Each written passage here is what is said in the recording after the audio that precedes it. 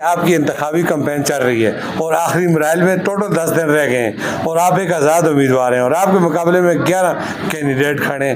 ان 11 میں سے آپ کا مقابلہ کس کینڈیڈیٹ کے ساتھ ہوگا؟ امیر افضل گلزار صاحب کہنا مشکل ہے، لیکن آپ لوگوں سے انٹرویو لیتے رہے، لوگ ہی کہہ رہے ہیں، لوگ تو زیادہ یہی کہہ رہے ہیں کہ ہمارا اور ممنی لغمانی صاحب کا کہہ رہے ہیں کہ ان سے مقابلہ آگے اللہ بہتر جانتا ہے. یہ ظاہر ایک اندازہ ہے، آپ کو پتہ ہے ایک اندازہ ہے نا، تو باقی اصل بات تو ظاہر ہے 8 فروری کو جب بکسے کھلیں گے تو پھر ہی حقیقت کا پتہ چلے گا. پہلے تو ایک چلے اندازہ ہی لگا سکتا ہے. تو لوگوں نے، میں چونکہ نون لیگ میں تھا تو لوگوں کی خواہش تھی کہ میں نون لیگ سے الیکشن لڑوں، میری قربانیاں بھی تھیں، تو میں نے لوگوں کی خواہش پر پھر نون لیگ کے ٹکٹ کے لیے درخواست جمع کی اور ملک کی تمام پارٹیوں نے الحمدللہ رابطہ کیا، سب ٹکٹ دینے کے خواہش مند تھے اور بڑی عزت کے ساتھ، یعنی مجھے کسی کے پیچھے جانا نہیں تھا، مجھے ٹکٹ مل رہا تھا. میں نے لوگوں سے پھر مشورہ کیا تو پھر لوگوں نے رائے دی کہ اگر مسلم لیگ نون کا ٹکٹ نہیں ملتا تو آپ آزاد الیکشن لڑیں گے.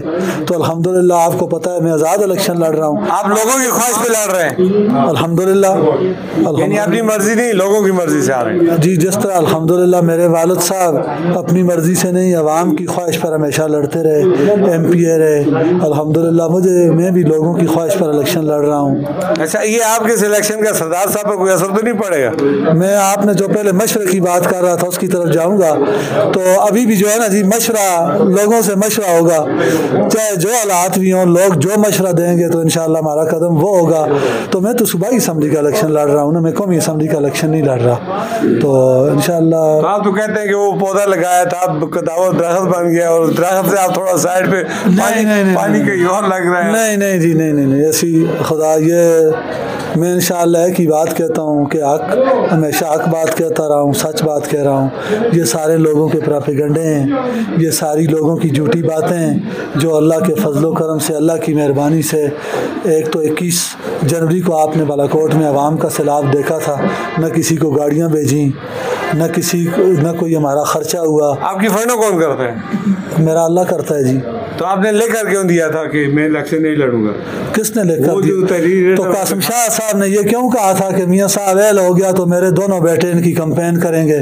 سردار یوسف صاحب نے کیوں کہا تھا کہ میاں صاحب ایل ہو گیا تو انشاءاللہ یہ ان کی سیٹ ہے، ان کی امانت ہے؟ تو میری آپ ذرا بات سن لیں، آپ بیچ میں مکمل نہیں کرنے دیتے ہیں بات. تو ابھی بات یہ ہے جی کہ میری بات یہ ہے نا جی کہ اللہ کے فضل و کرم سے اور اللہ کی مہربانی سے یہ جو ہے عوام کی سیٹ ہے. ہمیں لکھ کر دیا کسی نے سیٹ. آپ نے سوال کیا ہے کہ آپ نے لکھ کر کیوں دیا تھا، یہ تو چلیں چھوڑیں، لیکن میں یہ کہتا ہوں کہ ہمیں کسی نے لکھ کر سیٹ دی ہے، ہمیں کسی نے پلیٹ میں رکھ کر سیٹ دی ہے.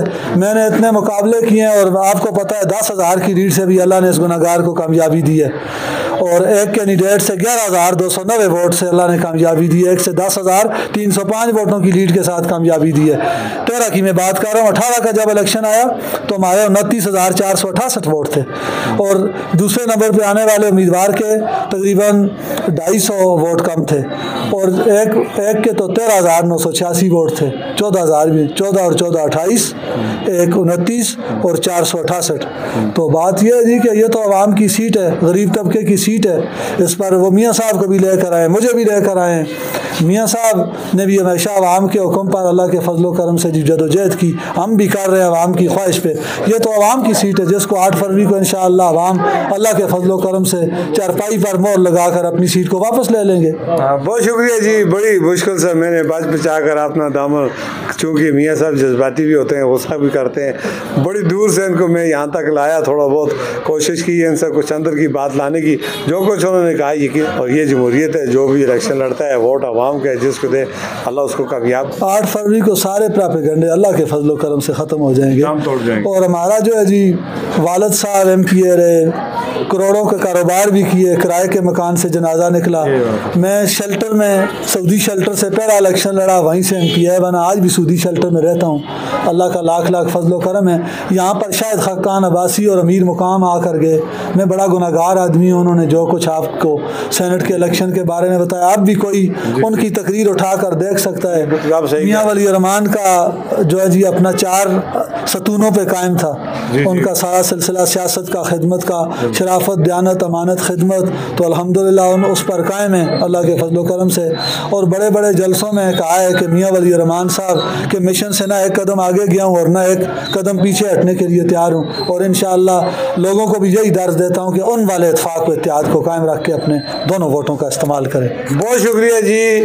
8 فروری 2024 کا سورج کس کی فتح اور کس کی شکست کا پیغام لے کر طلوع ہوگا یہ تو آنے والا وقت ہی بتائے گا. اس وقت تک کے لیے اجازت چاہوں گا. اللہ حافظ.